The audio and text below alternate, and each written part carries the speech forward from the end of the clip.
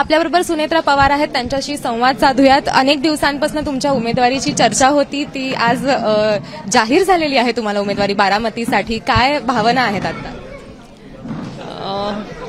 हा तुम्हाला जल्लोषच, एकंदर तुम्हाला हा जल्लोष म्हणजेच तुम्हाला कळतंय की आज लोकांच्या भावना ज्या आहेत ह्या, कारण ही माझी उमेदवारी ही लोकांतून आलेली आहे.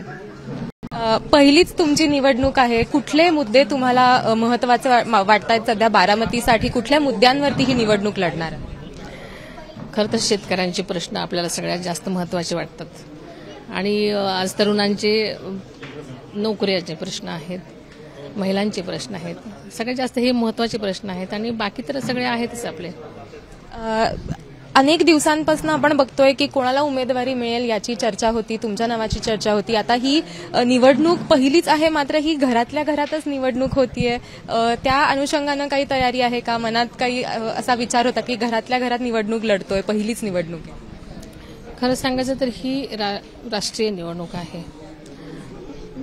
जेव्हा आदरणीय दादांनी वेगळा विचार मांडला तर तेव्हा राष्ट्र पहिलं येतं आणि म्हणून ही कौटुंबिक निवडणूक नसून ही राष्ट्राची निवडणूक आहे. एक असाही प्रश्न समोर येतो की बारामतीमधल्या लोकांचं, अनेक लोकांनी विषय समोर मांडलेला होता की नेतृत्वात कुठंतरी बदल हवा आहे. तुम्हाला हे जाणवलं का प्रचार करत असताना? आता गेले अनेक दिवस बारामतीमध्ये फिरताय, इतर आजूबाजूच्या परिसरामध्ये जाताय, लोकांकडनं ही भावना तुमच्यापर्यंत आली आहे का? लोक ज्या प्रकारे मी जिथे जिथे जाईल तिथे तिथे स्वागत करत होती किंवा जो उत्साह त्यांच्यामध्ये दिसत होता, त्याच्यावरून असं आपल्याला म्हणता येऊ शकतं. शिवतारेंनी त्यांची जी उमेदवारी होती ती आता सध्या मागं घेतलेली आहे, नाहीतर त्यांचं असं म्हणणं होतं की मी अपक्ष म्हणून लढणार आहे. त्या बाबतीत तुमची काय भूमिका आहे? नाही, आता ते माहिती घेऊन सांगते, कारण मला अजून त्यातलं मी अजून तो दौऱ्यातच असल्यामुळे त्याच्याविषयी मी जास्त माहिती घेतलेली नाहीये.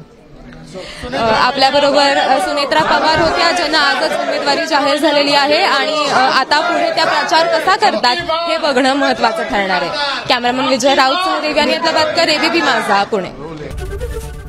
एबीपी माझा, उघडा डोळे बघा नीट.